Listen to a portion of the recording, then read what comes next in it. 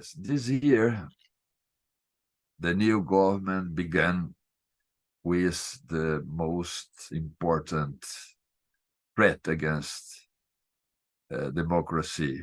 We call it January the 8th. When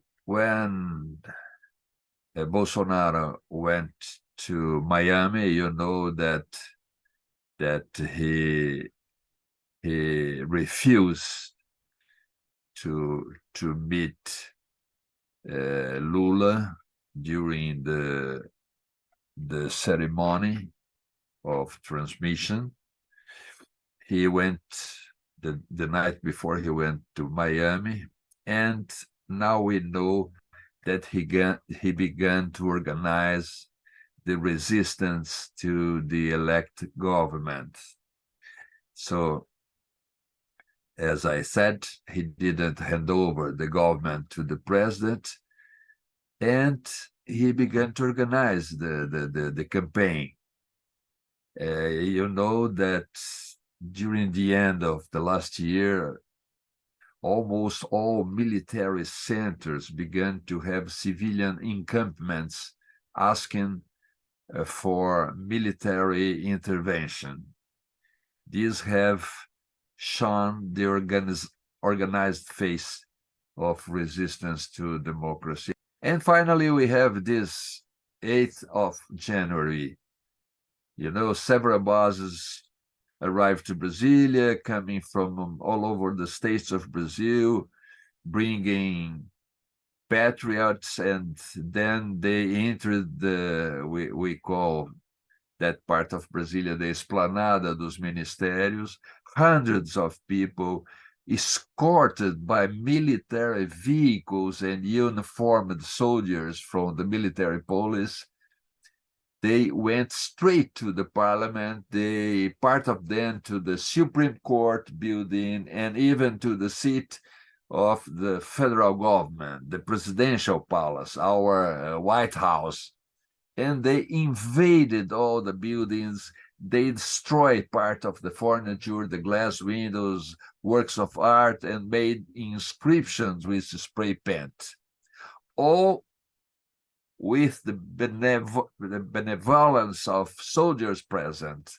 You know, the former Minister of Justice was the new Secretary of Public Security for the Federal District, whom, even knowing that something big was going to happen in Brasilia, traveled to Miami with Bolsonaro. So Bolsonaro and the former Minister of Justice organized this act against democracy, but we have a reaction. The new Minister of Justice and the president, they decided for federal intervention in Brasilia, appointing the second man of the Ministry of Justice as interventor.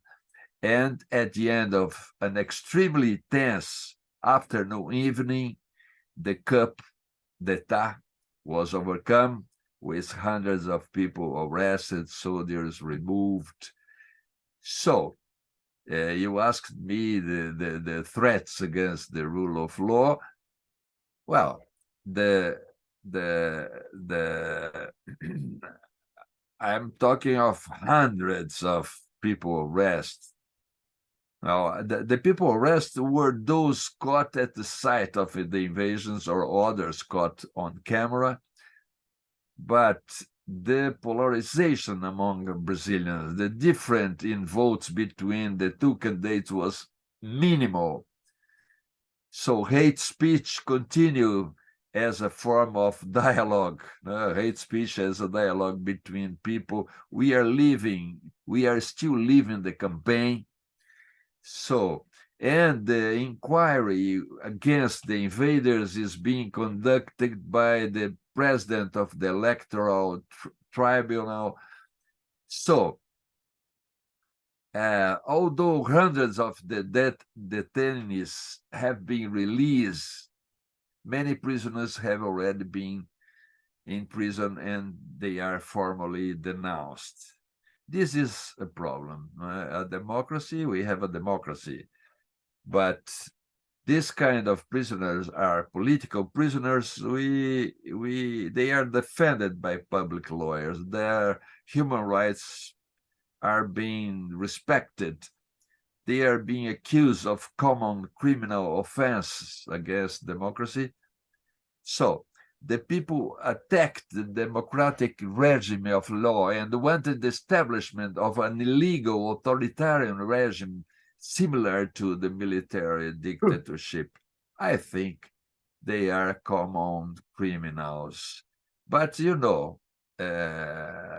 today, talking about, the threats against democracy, well, we overcome this one, but we have poverty, inequality, and I think we still have corruption.